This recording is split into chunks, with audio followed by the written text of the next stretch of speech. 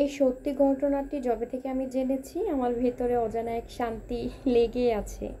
সবসময় তো ফোন নিয়ে ব্যস্ত থাকেন, এটা দেখেন ওইটা দেখেন, আজ না হয় অন্তত 2 থেকে 3 মিনিট আমার এই সত্য ঘটনাটি শুনে যান, মন আপনারও ভালো হয়ে যাবে।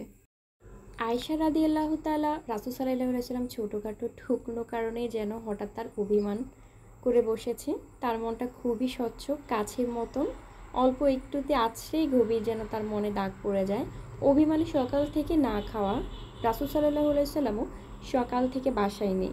সেই যে বেরিয়েছে আর কোনো নামই নেই ঘরে ফেরার।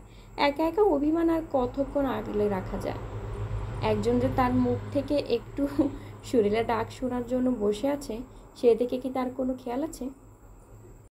আয়েশা রাদিয়াল্লাহু তাআলা অভিমানে বসে আছেন, বুক পেটে কান্না আসছে, কিন্তু লোক লজ্জার ভয়ে কাঁদতে পারছেন না।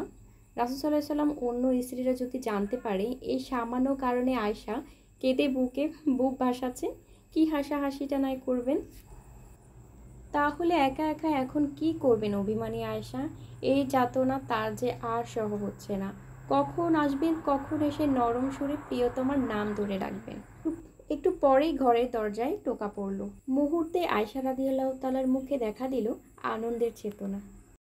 হৃদয়টা কেমন খিলখিলে হয়ে উঠল। মনে হচ্ছে অভিমানের সব কথা এক্ষুনি বেরিয়ে আসবে।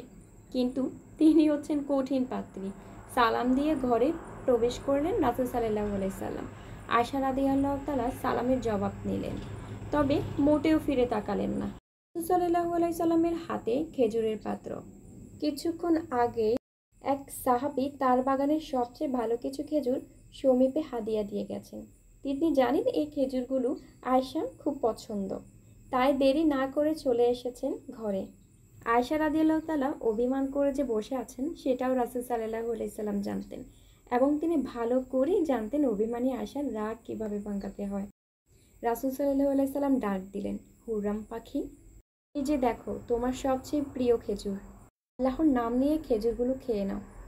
আয়েশার বুক থেকে সমস্ত অভিমান যেন এক নিমিষে হাওয়া হয়ে উড়ে গেল। আহা, কি মধুর করে ডাকলেন, হুমায়রা পাখি। রাদিয়াল্লাহু তাআলা ফিরে তাকালেন। থালা থেকে খেজুর দুটি মুখে দিতে দিতে কপট রাগ দেখিয়ে বললেন, আল্লাহর নাম নিয়েই তো খাবো। এতদিন কি আমি আমার বাবার নাম নিয়ে খেয়েছি নাকি? আয়েশার এমন আচ্ছা রকম জবাব শুনে রাসূল সাল্লাল্লাহু আলাইহি সাল্লাম অনেকক্ষণ ধরে হাসলেন। আয়েশা রাদিয়াল্লাহু তাআলা রাসূল সাল্লাল্লাহু আলাইহি সাল্লাম প্রচুর রাগ করতেন, অভিমানীরা, কিন্তু বেশিক্ষণ অভিমান করে থাকতেই পারতেন না। অসংখ্য ধন্যবাদ এতক্ষণ পর্যন্ত আমার ভিডিওটি কন্টিনিউ করার জন্য। এটি আমার একটা নতুন পেজ। আমার ভয়েস কভার যদি ভালো লাগে প্লিজ লাইক করবেন, ফলো করবেন, বেশি বেশি কমেন্ট করবেন। নেক্সট বার আরও সুন্দর সুন্দর সত্য গল্প নিয়ে, সত্য কাহিনী নিয়ে আপনাদের সাথে হাজির হব। গল্পটি কেমন হয়েছে কমেন্টে জানাবেন।